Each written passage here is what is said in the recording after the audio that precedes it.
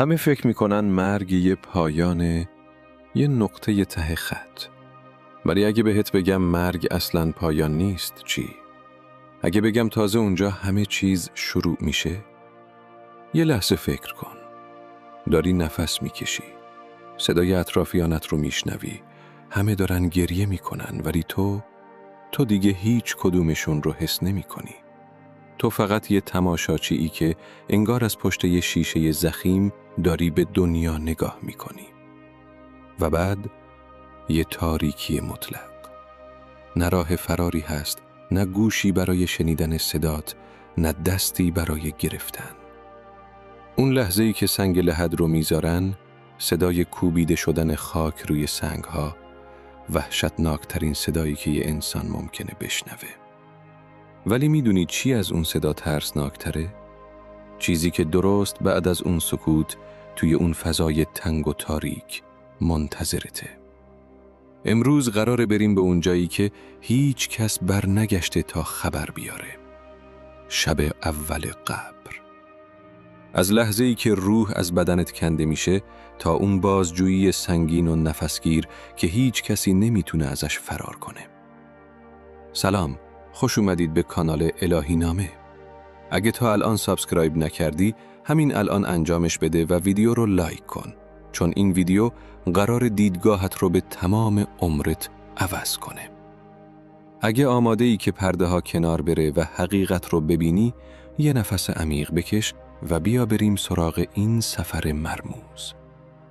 همه چیز از ثانیه های آخر شروع میشه. وقتی که چشم ها خیره میمونه به یه نقطه نامعلوم. اطرافیان فکر میکنن طرف بیهوش شده، اما حقیقت اصلاً این نیست. پرده های غیب دارن یکی یکی براش کنار میرن.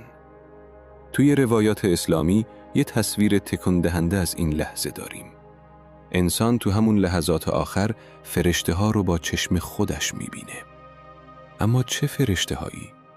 این دقیقاً به این بستگی داره که توی این دنیا چجوری زندگی کرده باشی. اگه بنده خوبی بوده باشی و قلبت با خدا بوده باشه، فرشته مرگ با زیباترین و آرام بخشترین چهره میاد سراغت. میدونی جدا شدن روح مؤمن رو به چی تشبیه کردن؟ همونقدر راحت و سبک که یه قطره آب از لبه یک کوزه میچکه. آروم و بدون هیچ دردی. اما وای از اون روزی که ماجرا برعکس باشه. اگه تموم عمرت توی غفلت و حق و ناس گذشته باشه، فرشته مرگ با هیبتی ظاهر میشه که از وحشتش نمیتونی نفس بکشی. کشیده شدن روح از بدن یه انسان خطاکار به کشیدن یه شاخه پر از خار از توی یه پارچه پشمی خیس تشبیه شده. زجرآور و پر از درد.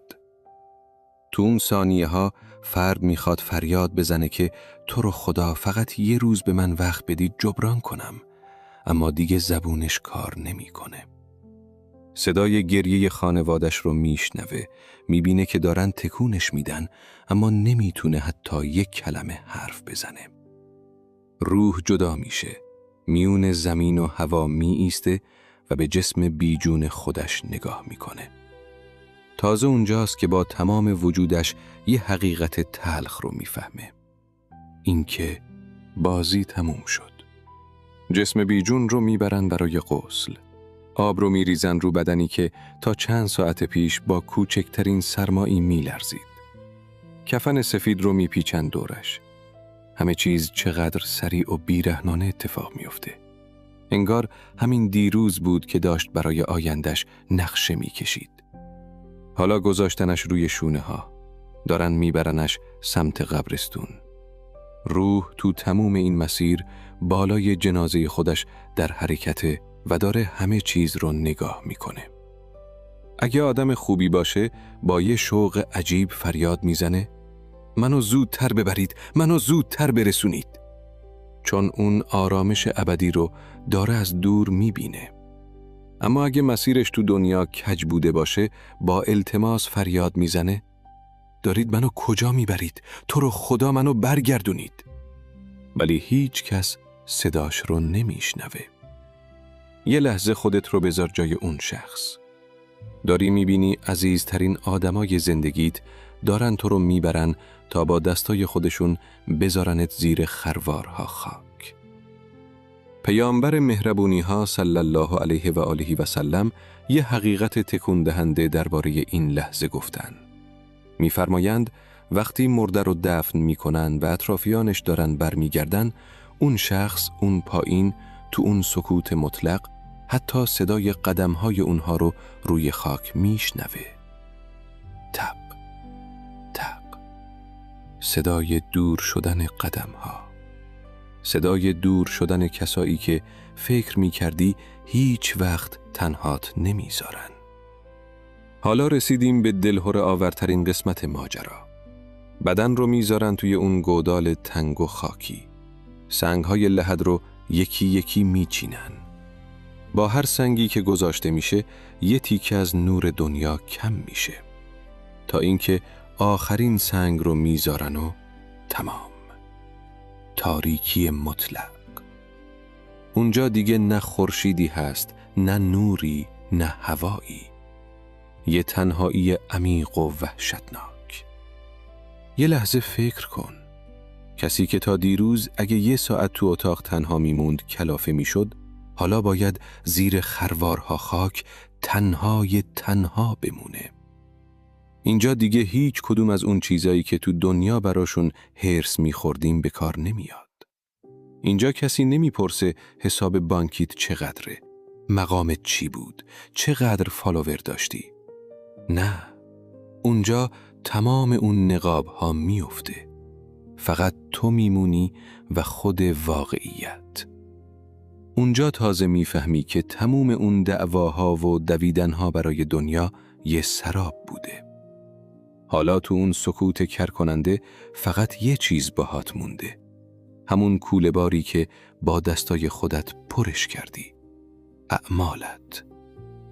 اما اگه فکر میکنی قراره فقط تو این تاریکی و سکوت بمونی، سخت در اشتباهی. چون این تازه شروع ماجراست.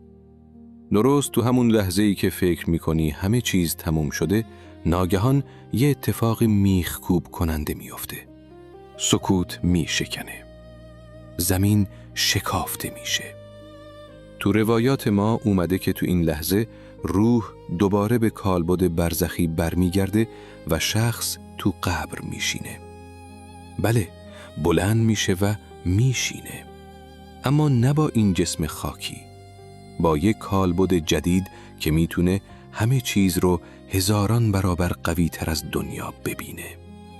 یه دفعه 2 فرشته با هیبتی که تو هیچ کابوسی هم ندیدی وارد اون فضای تنگ میشن. فرشته هایی که بهشون میگن نکیر و منکر. چشماشون مثل رعد و برق خیره کننده میدرخشه و صداشون مثل رعد میقره. وقتی راه میرن خاک و سنگ براشون کنار میره. هیبتشون اونقدر سنگینه که اگه یه آدم زنده ببینتشون همون لحظه غالب توهی میکنه. وقتی میان بالا سرت خیره میشن تو چشمات. اینجا دیگه شوخی بردار نیست. اما جالبه بدونی این فرشته ها برای همه ترسناک نیستن. اگه تو دنیا رفیق خدا بوده باشی، همون فرشته ها با زیباترین و آرام بخشترین چهره میان سراغت. اون موقع اسمشون دیگه نکیر و منکر نیست. بهشون میگن مبشر و بشیر. یعنی فرشته هایی که مژده میارن. اما حالا تو اون فضای سنگین فرشته ها میان جلوتر. یه سکوت مرگبار دوباره همه جا رو میگیره. وقت پس دادن درسه. وقت شروع اون بازجویی بزرگ. همون دادگاهی که نمیتونی توش تقلب کنی، نمیتونی با پول بخریش. سوالاتی پرسیده میشه که جوابشون رو باید با تک تک سلولهای وجودت بدی، نه با زبون سرت. فرشته ها میان جلوتر و اون سوالات سرنوشت ساز رو میپرسن. من ربک، خدای تو کیه؟ من نبیک، پیامبرت کیه؟ ما دینک، دینت چیه؟ شاید الان با خودت بگی خب اینا رو که همه بلدیم، همونجا سریع جواب میدیم. اما رفیق، اینجا یه راز خیلی بزرگ پنهان شده. اونجا زبون گوشتی تو دیگه از کار افتاده. تو نمیتونی با مغز و حافظت جواب بدی. اونجا این قلب و اعمال توئه که قراره حرف بزنه. اگه تو دنیا خدای واقعی تو پولت، مقامت یا حرف مردم بوده باشه، اگه فقط با زبون میگفتی خدا ولی تو عملت ردی ازش نبود، اونجا زبونت قفل میکنه. یه لکنت وحشتناک میگیری. هرچی زور میزنی که بگی الله، صدایی از گلوت در نمیاد. اما اگه تو دنیا دلت رو به نور خدا گره زده باشی، قلبت به جای تو حرف میزنه. با یه آرامش عجیب جواب میدی و لبخند رضایت میشینه رو صورت فرشته ها. اما ظاهر ماجرا یه چیز بود و حقیقت یه چیز دیگه.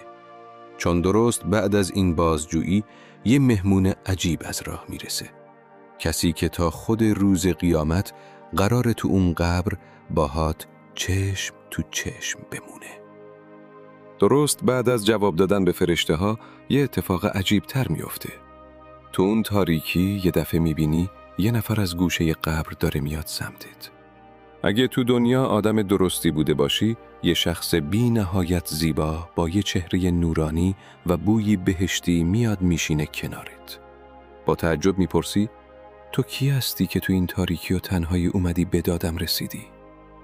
با یه لبخند قشنگ میگه من همون نمازاتم، همون کمک هایی که به بقیه کردی. اومدم تا خود روز قیامت مونس و رفیقت باشم تا دیگه از هیچی نترسی. اما وای از اون روزی که کوله بارت سیاه باشه. یه هیکل کریه و فوق‌العاده بدبو ظاهر میشه که از دیدنش زهره ترک میشی. با وحشت میپرسی تو دیگه چه کابوسی هستی؟ با یه صدای خراشیده میگه من همون غیبت هام، همون دروغ هام، همون حق و ناس ها و دل شکستن هاتم تو دنیا. تو خودت منو ساختی و حالا قراره تا روز قیامت تو این سلول انفرادی با هم باشیم. اینجاست که یه حسرت سنگین تمام وجود آدم رو میگیره. حسرتی که دیگه هیچ سودی نداره. اینجا دیگه همه چیز مشخص میشه. پرده ها کامل کنار میره. اگه تو اون بازجویی سربلند بیرون اومده باشی و اون رفیق خوشبود کنارت نشسته باشه، یهو یه دریچه از سمت بهشت به روی قبرت باز میشه. نسیم خنک و عطر بهشتی میپیچه تو اون فضای تنگ و قبرت تا جایی که چشم کار میکنه وسیع و روشن میشه. پیامبر مهربونی ها صلی الله علیه و آله و سلم یه جمله بی‌نظیر دارن که میفرمایند قبر یا باغی از باغهای بهشته یا گودالی از گودالهای جهنم. برای آدم مؤمن زمان تو برزخ مثل یه خواب شیرین میمونه. فرشته ها بهش میگن بخواب، مثل خواب راحتی که هیچ کس جز عزیزترین کسش بیدارش نمیکنه. این آدم اصلاً نمیفهمه صدها سال چطور گذشت تا روز قیامت بشه. اما اگه دریچه‌ای از جهنم به روش باز بشه، حرارت و بوی تعفن میریزه تو اون گودال. دیوارهای قبر اونقدر به هم نزدیک میشن و فشار میارن که استخونهای سینه میرن تو هم. و این تاریکی ادامه داره مگر اینکه رحمت پنهان خدا شامل حالش بشه یا دعای خیر و خیرات زنده ها تو دنیا مثل یه طناب نجات به دادش برسه. میدونی رفیق، این ماجراها رو نگفتم که ناامید بشی. ظاهر ماجرا شاید خیلی دلهره‌آور باشه، اما حقیقت پنهانش اینه که مرگ اصلاً یه پایان تلخ نیست. مرگ یه بیداری بزرگه. خداوند، همون الله مهربونی که از روح خودش تو ما دمیده، خیلی بخشنده تر از اونه که بندش رو تو اون تاریکی قبر تنها بذاره. فقط کافیه تا وقتی این نفس میاد و میره مسیر رو درست کنیم. اگه دلی رو شکستیم تا دیر نشده آبادش کنیم. اگه حقی به گردنمونه اداش کنیم. در رحمت و توبه خدا همیشه بازه. اون فقط منتظر ما 1 قدم برداریم تا 10 قدم بیاد سمتمون. هیچ وقت برای برگشتن به سمت نور دیر نیست.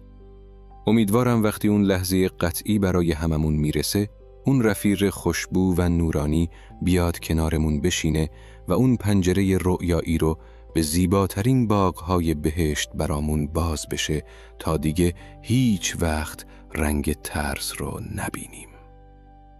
ممنون که تا آخر این سفر مرموز همراه الهی نامه بودی. اگه این ویدیو دلت رو لرزوند و یه تلنگر برات بود، حتما تو کامنت ها حست رو برامون بنویس. یادت نره این ویدیو رو برای عزیزانت هم بفرستی تا اونها هم از این خواب غفلت بیدار بشن. در پناه نور و رحمت خدا باشی. خدا نگهدار.